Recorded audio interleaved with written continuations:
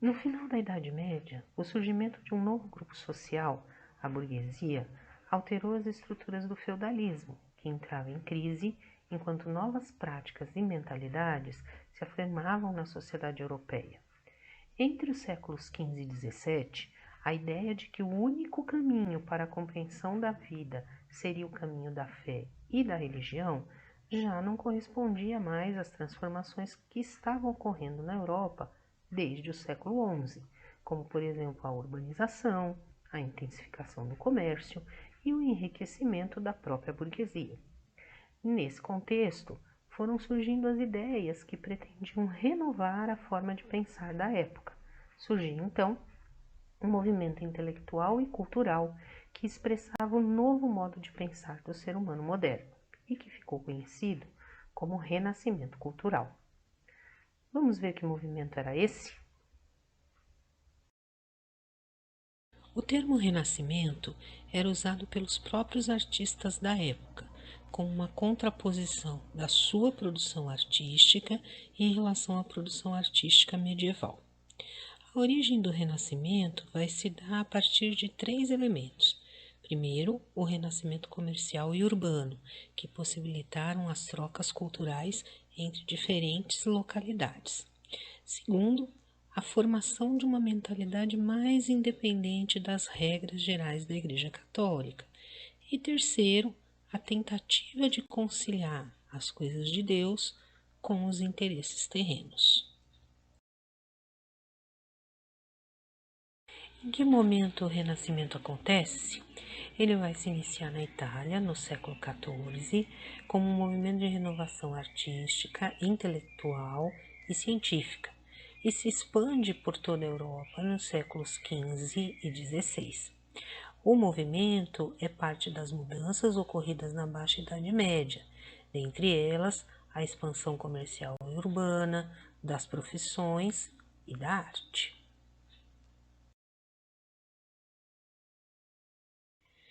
Mas qual o significado do Renascimento?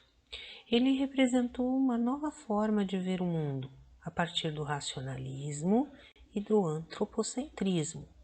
Isso, entretanto, não significava a negação de Deus e da fé.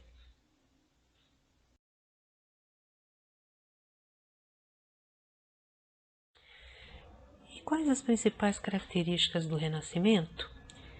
Em primeiro lugar, o antropocentrismo, no qual o ser humano é a medida de todas as coisas, ao contrário do teocentrismo, em que Deus era o centro de tudo.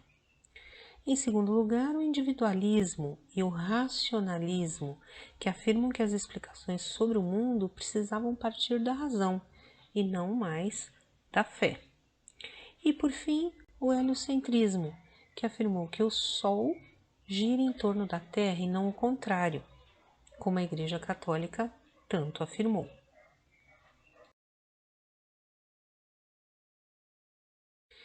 E no caso da arte, como o Renascimento se expressou? Nela houve um resgate da tradição clássica greco-romana, tanto em relação à arte, como à literatura, como aos valores, com uma valorização do realismo, ou seja, o que era retratado deveria estar o mais próximo possível da forma como era visto pelo olho humano.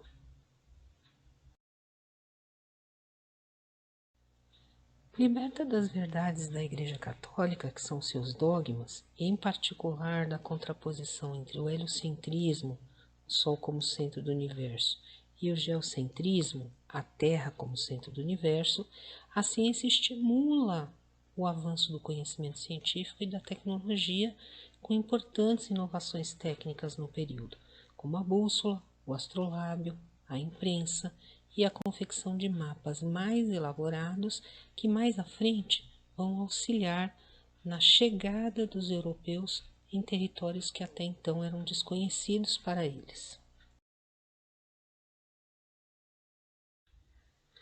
Mas e o financiamento desse movimento, que não era barato? Quem financiou esse movimento foi a burguesia, que era o setor social que melhor representava essa nova mentalidade. E ela financiou por quê? porque já tinha um grande poder econômico e queria prestígio social, e considerou que financiar o Renascimento poderia lhe trazer esse prestígio.